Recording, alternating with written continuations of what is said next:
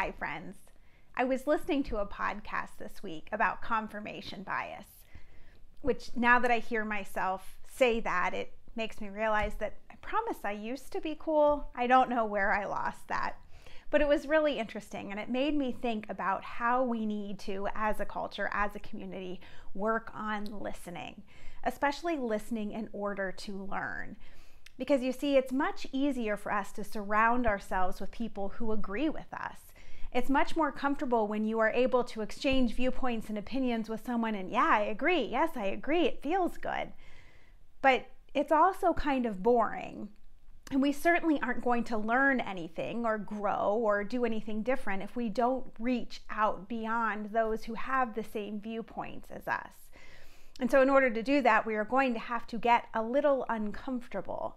But see, it's in that discomfort, that's where we start to really learn.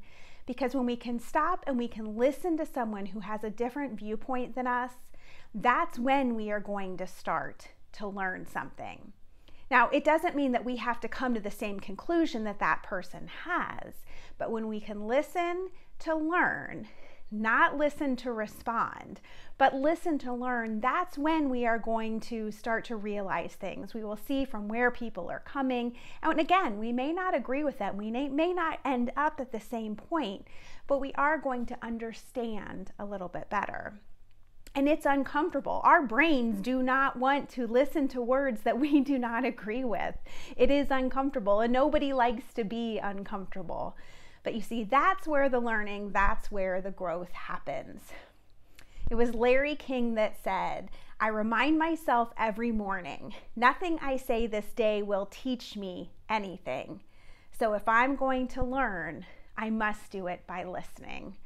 You know, I'm a big fan of being a lifelong learner and how important that is. We have so much that we can learn.